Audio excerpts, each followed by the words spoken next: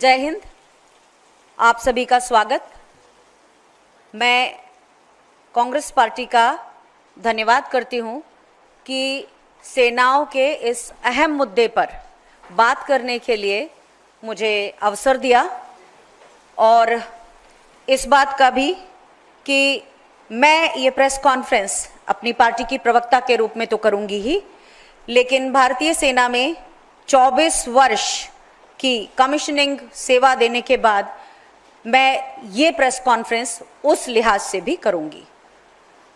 आज देश में जो स्थिति है उसमें हम अपने देश की सबसे भरोसेमंद संस्था भारतीय सेनाओं के लिए अपनी प्रतिबद्धता दोहराते हैं और भारतीय सेना के शौर्य साहस को श्रद्धापूर्वक सैल्यूट करते हैं। कल 9 मई को ऑनरेबल सुप्रीम कोर्ट का निर्देश महिला अधिकारियों के पक्ष में आया, जिसमें शॉर्ट सर्विस कमीशन महिला अधिकारी जो पेटिशनर थी उनको अगली सुनवाई तक सेवा में बहाल करने के लिए सुप्रीम कोर्ट ने कहा है। जस्टिस सूर्यकांत जी ने ये कहा कि महिला अधिकारियों का मनोबल इस समय में बढ़ा रहना चाहिए, और उन्होंने ये भी कहा कि महिला अधिकारी प्रतिभाशाली हैं। केंद्र सरकार की तरफ से ये कहा गया था कि हर वर्ष केवल 250 शॉर्ट सर्विस कमीशन अधिकारियों को ही परमानेंट कमीशन दिया जा सकता है, 600 के 700 के लगभग जो होते हैं उसमें से, और सेनाओं में अधिकारियों का युवा काडर होना बहुत जरूरी है। इस पर सुप्रीम कोर्ट ने ये कहा कि जो अनुभवी महिला अधिकारी हैं वे भी युवा सैनिकों का मार्गदर्शन और मानसिक संबल बनाने के लिए बहुत आवश्यक हैं। ये फैसला ऐसे समय में आया है जब हम पिछले 3 दिनों से महिला अधिकारियों को बहुत संयत, बहुत सधे हुए तरीके से और बहुत गरिमा के साथ अपने देश का पक्ष रखते हुए देख रहे हैं। माननीय सुप्रीम कोर्ट का ये फैसला महिला अधिकारियों के लिए उम्मीद की किरण है, और ये permanent commission Babita Punia versus government of India case के कारण संभव हो सका। मैं खुद इस केस की एक बेनिफिशियरी रही हूं।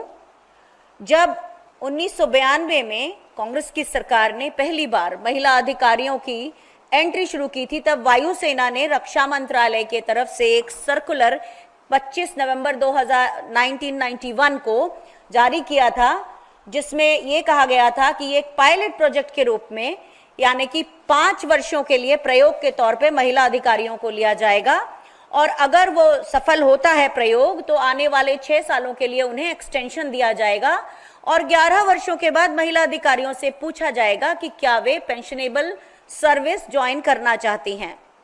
1999 से 2004 के बीच में जब बाकी सरकारी नौकरियों में ओपीएस खत्म हुआ, उसी समय महिला अधिकारियों का ये जो पेंशन के लिए विकल्प देने की बात थी वो भी खत्म हुआ। आगे चलकर 2007 में विंग कमांडर अनुपमा जोशी और स्क्वाड्रन लीडर रुखसाना हक ने पहले ये केस कोर्ट में दायर किया, और उसके बाद थल सेना की भी महिला अधिकारियों ने इस केस को साथ में फॉलो किया, और 2009 के बीच में आते आते सारे केस क्लब करते हुए 14 दिसंबर 2009 को दिल्ली की हाई कोर्ट ने ये केस फैसले के लिए सुरक्षित कर लिया। जब कोर्ट खुली तो 12 मार्च 2010 को कोर्ट का महिला अधिकारियों के पक्ष में निर्णय आया, लेकिन चूंकि भारतीय वायुसेना का केस एक मिनिस्ट्री ऑफ डिफेंस के सर्कुलर से फॉर्मली प्रोटेक्टेड था, इसलिए उनका केस ज्यादा मजबूत था। इस दौरान हम करीब 15 महिला अधिकारी 23 मार्च 2010 को राहुल गांधी जी से अपनी वकील सुश्री रेखा पल्ली जी के साथ मिले, और उन्होंने हमें आश्वासन दिया कि केस के मेरिट पर वो हमारा केस जरूर रक्षा मंत्रालय के सामने रखेंगे। चूंकि भारतीय वायुसेना की महिला अधिकारियों के केस के ऊपर एक पॉलिसी लेटर इशू हुआ था, तो मेरे जैसी 23 महिला अधिकारियों को तभी परमानेंट कमीशन मिल गया था, लेकिन सेना में इस तरह का कोई पॉलिसी लेटर नहीं निकला था, तो Babita Punia versus government of India case की बाकी महिला अधिकारियों को सुप्रीम कोर्ट में अपनी लड़ाई आगे के 10 सालों तक लड़ना पड़ी। नौसेना की महिला अधिकारियों ने काफी बाद में जाकर कोर्ट में अपनी परमानेंट कमीशन की लड़ाई लड़ी। तो सेना की महिला अधिकारियों में, जिनमें हमारी कर्नल सोफिया कुरैशी भी शामिल हैं, इनको 2020 के निर्णय से पेंशनेबल सर्विस मिली और नौसेना के अधिकारियों को उसके अगले साल। लेकिन ये उन्हीं सबको मिला जो अपना केस कोर्ट में लड़ने गईं।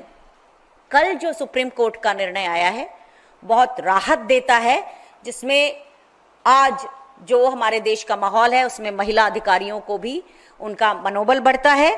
और ये भी हुआ है कि 2006 के बाद कुछ अच्छी बातें हुई, लगातार पॉलिसीज बदली। 2.5 साल पहले महिला अधिकारियों को एनडीए के रूट से भी एंट्री मिली है, यानी कि हम सोच सकते हैं कि आज से लगभग 30 सालों के बाद हम एक या एक से अधिक सेनाओं में महिला सेना अध्यक्ष देखेंगे। और जो रूट सीडीएस का रूट पुरुष अधिकारियों के लिए खुला है, उसी तरह की जो स्पेशल एंट्री की स्कीम थी उससे महिला अधिकारी आती थी, तो वो रूट अभी शायद धीरे धीरे करके उसे रिकंसिडर किया जा रहा है। तो इस समय पे जब सुप्रीम कोर्ट का ये निर्णय आया है कि महिला अधिकारियों को तब तक बहाल रखा जाए जब तक कि अगली सुनवाई अगस्त में नहीं होती, हम इसका बहुत स्वागत करते हैं। हम अपने देश की सेनाओं के साथ हैं और हमारे देश की सेना के सभी लोग जो तिरंगे को अपने खुद से ऊपर रखते हैं, उन सभी का हम श्रद्धा करते हैं, उन सब का हम सम्मान करते हैं और हर सैन्य कर्मी के शौर्य को हमारा सलाम है। तो ये आज का हमारा मुद्दा है। अगर आपके कोई इस पर सवाल हो तो हम आपसे लेना चाहेंगे, लेकिन इस मुद्दे पर ही।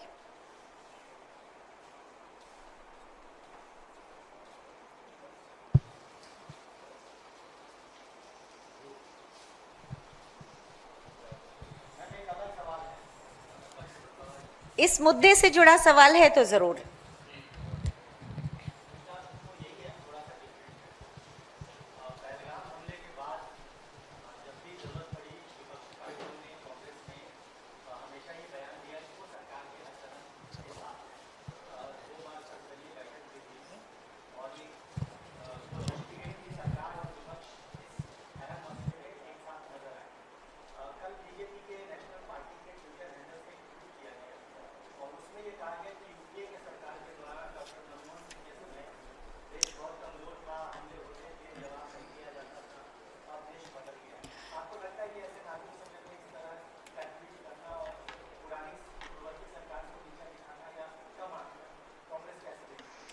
कांग्रेस पार्टी का स्टैंड पहले दिन से बहुत साफ है।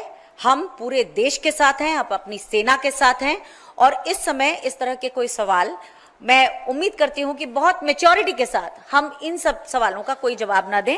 हम पूरे देश के साथ खड़े हैं, ये स्टैंड हमारा ऑफिशियल स्टैंड है और हम उसी के साथ रहना चाहते हैं। कोई सवाल इस मुद्दे पर हो तो मुझसे जरूर पूछें। शुक्रिया।